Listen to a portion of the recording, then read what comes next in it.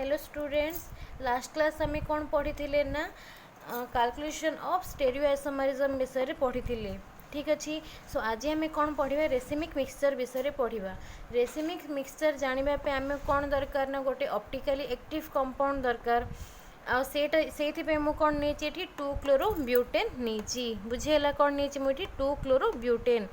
जो जो तुम ऑप्टिकल एक्टिव कंपाउंड नहीं से मिनिमम 1 चिराल सेंटर थिबा दरकार बा मिनिमम 1 नंबर ऑफ चिराल कार्बन थिबा दरकार। ठीक अच्छे। ये तुम चिराल कार्बन कि एटा बुझिपार एटा है तुम कौन चिराल कार्बन। तो एबे आमे कौन देखिबा ना रेसिमिक मिक्सचर कहा कहबा सेटा विषय देखिबा। तो मु कौन कली लैब रे टेस्ट करुच्ची। ठीक अच्छे। तो ये कौन कली गोटे कंटेनर नेली कंटेनर रे कौन कली +2 क्लोरोब्यूटेन को ऐड कली। ठीक अच्छे। एगेन -2 क्लोरोब्यूटेन को मध्य ऐड करी। ठीक अच्छे। और जेतिकी अमाउंट तुम +2 क्लोरोब्यूटेन नहीं थी से सेम अमाउंट ही -2 क्लोरोब्यूटेन ही नब। ठीक अच्छे। माने जदि मुझे के 1% ऑफ 2 क्लोरोब्यूटेन नहीं तो ये तुम कौन कर -2 क्लोरोब्यूटेन 1% ही नब। ठीक अच्छे। तो ये जो सॉल्यूशन प्रिपेयर है ये जो मिक्सचर प्रिपेयर है मु कौन करी ये प्लेन पोलराइज्ड लाइट को पास करी। एटा देखो एटा को आम कौन कहबा ना प्लेन पोलराइज्ड लाइट। ठीक अच्छे।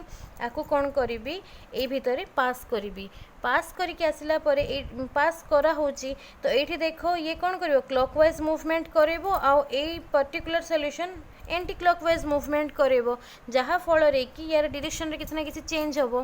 बुझीगला। बट जिते बाहर को बाहर लाइट तार डायरेक्शन रे कौन सी टाइप रो किछि भी चेंजेस हे नथिबो। बुझीगला।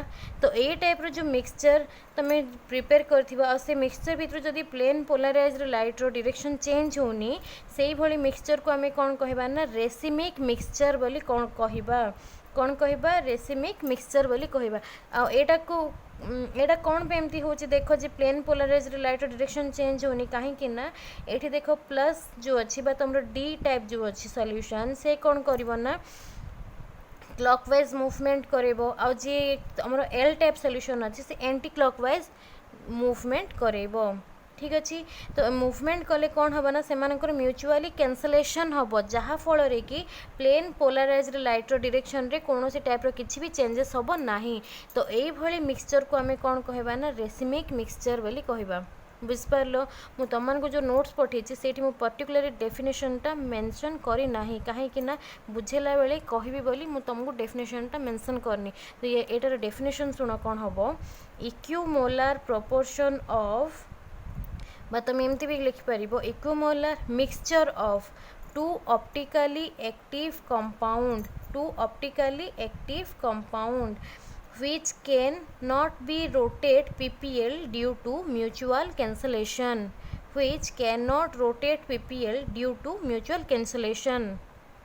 बुझीगला।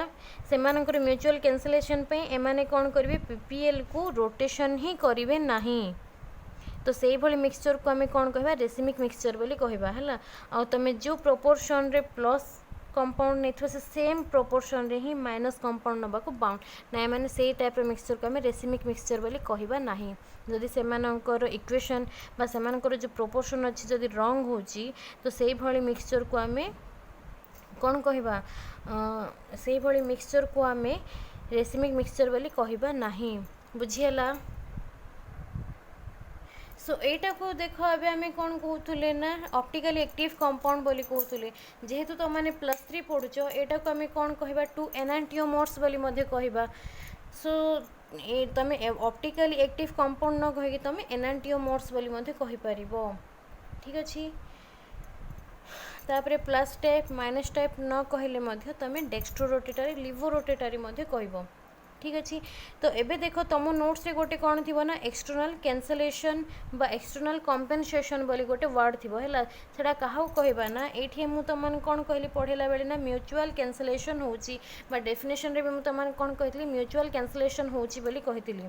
ठीक अच्छे। म्यूचुअल कैंसलेशन को ही आम कौन कहे तार अदर वर्ड है एक्सटर्नल कैंसलेशन बोली कही पारिबा और एक्सटर्नल कम्पेनसेशन बोली आम कही पारिबा।